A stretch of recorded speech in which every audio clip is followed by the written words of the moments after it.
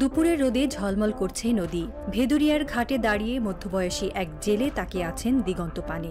নীল জলের ওপর পাখির ঝাঁক উড়ছে। তিনি দীর্ঘশ্বাস ফেলেন। আর কতদিন লঞ্চে যাবো আসবো। পাশে দাঁড়িয়ে থাকা ছেলে বলল, বাবা জানেন এবার সত্যিই নাকি সেতু হচ্ছে?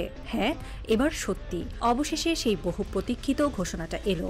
অন্তর্বর্তী সরকারের প্রধান উপদেষ্টা প্রফেসর ইউনূসের বিশেষ সহকারী ডক্টর শেখ মহিউদ্দিন ঘোষণা দিলেন, আগামী জানুয়ারিতেই শুরু হচ্ছে ভোলা বরিশাল সেতু নির্মাণ কাজ। এই ঘোষণা শুধু একটি অবকাঠামো প্রকল্পের কথা নয়, এটি একটি জনপদের দীর্ঘদিনের স্বপ্ন, বঞ্চনার ইতিহাস ও প্রতিজ্ঞার নতুন শুরু। দৈর্ঘ্যে 11 কিলোমিটার, যার মধ্যে মূল সেতু অংশ 10.87 কিলোমিটার, বাকিটা সংযোগ সড়ক। ভোলা বরিশাল সেতু শুধু বাংলাদেশের দীর্ঘতম নদী সেতুই নয়, এটি হবে দক্ষিণ এশিয়ার সবচেয়ে বড়। 17,466 কোটি টাকা ব্যয়ে নির্মিত এই সেতু হবে 4 লেন বিশিষ্ট, যা পদ্মা সেতুর তুলনায় খরচে অনেকটাই সাশ্রয়ী। এই প্রকল্প বাস্তবায়নের মাধ্যমে বাংলাদেশের একমাত্র দ্বীপ জেলা ভোলা অবশেষে যুক্ত হতে যাচ্ছে মূল ভূখণ্ডের সাথে। যে ভোলা এতদিন নদীপথেই দেশের সাথে সংযুক্ত ছিল, আজ তার সামনে খুলে যাচ্ছে স্থলভিত্তিক এক নতুন অধ্যায়। পদ্মা সেতু প্রকল্পে দুর্নীতির অভিযোগ বহু পুরনো। সে অভিযোগ যে নিছক গুজব ছিল না, বরং সত্যের ছায়া বহন করত, তা বিভিন্ন আন্তর্জাতিক সূত্রেই প্রমাণিত হয়েছে। সেই সময়ে রাজনৈতিক শাসকেরা এই দুর্নীতিকে জাতীয় গৌরব বলে আড়াল করতে চেয়েছেন, কিন্তু ইতিহাস তা ভোলেনি। আজ যখন প্রফেসর সরকার ভোলা বরিশাল সেতু নির্মাণের ঘোষণা দিলেন, তখন দেখা যায় যেখানে পদ্মা সেতুর দৈর্ঘ্য 6.15 কিলোমিটার, সেখানে প্রায় দ্বিগুণ দৈর্ঘ্যের এই নতুন সেতুর খরচ পড়ছে অনেক কম।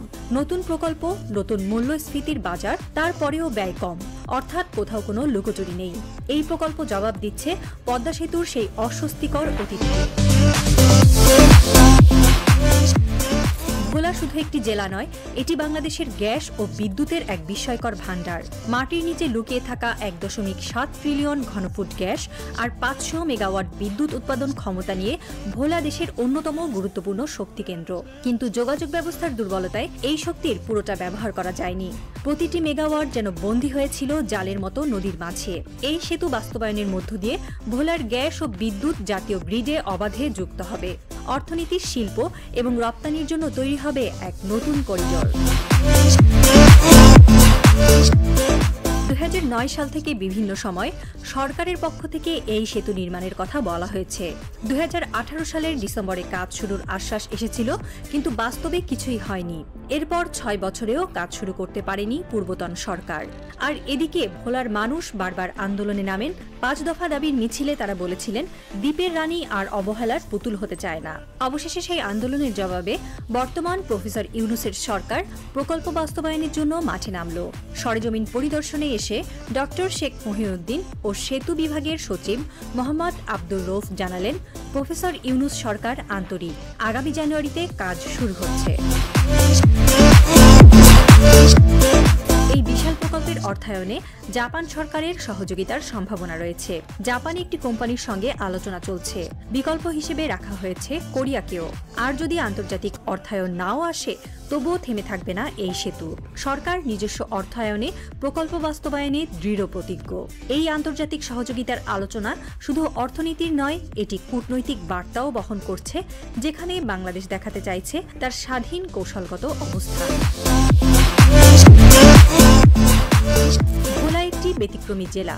বঙ্গোপসাগর আর মেঘনার কুল ঘেঁষা এই জেলার আয়তন প্রায় 3400 কিলোমিটার, যেখানে বাস করেন প্রায় 20 লাখ মানুষ। কিন্তু সরাসরি স্থল যোগাযোগ নেই বরিশালের সঙ্গে। ভোলায় পৌঁছাতে হয় লঞ্চে, ভেদুরিয়া হয়ে বাস বা মোটরসাইকেলে। এই দীর্ঘ, জটিল এবং ব্যয়বহুল যাত্রায় ভোলাকে বারবার পিছিয়ে দিয়েছে। এদিকে ভোলার ইলিশ বাংলাদেশের জাতীয় মাছ। সেই ইলিশ উৎপাদনের 30% আসে এককভাবে এই জেলা থেকে। শুধু ইলিশই নয়, অন্যান্য মাছ, শুটকি, কৃষিপণ্য, এমনকি ট্যুরিজমেও ভোলা ছিল সম্ভাবনাময়। কিন্তু পথের অভাবে সবাই থেকে গেছে খরস্রোতা নদীর ওপারে। এই সেতু এখন শুধু অবকাঠামো নয়, এটি হয়ে উঠছে একটি রাজনৈতিক প্রতিশ্রুতির প্রতীক। ভোলার জনগণ জানে এটি কেবল কনক্রিট আর ইস্পাত নয়, বরং এটি একটি লড়াইয়ের ফল। একটি সেতু যা দেখাবে কে ছিল প্রতিশ্রুতির বাণিজ্যবাজ আর কে বাস্তবায়নের সাহসী পথিকৃৎ। এখন প্রশ্ন হচ্ছে, এই উদ্যোগ কতটা বাস্তবায়িত হবে, কাজ কতটা সময় মতো হবে, রাজনৈতিক অস্থিরতার ভেতর প্রকল্প কতটা টিকবে। রাত গভীর। তেঁতুলিয়া নদীর পাড়ে বসে এক বৃদ্ধ জেলে বাতাসের আওয়াজ শুনছেন। দূরে অন্ধকার নদী, তার বুক চিরে আসছে নির্মাণ যন্ত্রের গর্জন। তিনি চোখ বন্ধ করেন। একসময় বললেন, এই নদী অনেক কিছু গিলে খেয়েছে, এবার দেখি সেতুর গায়ে আমাদের গল্প কতটা ওঠে।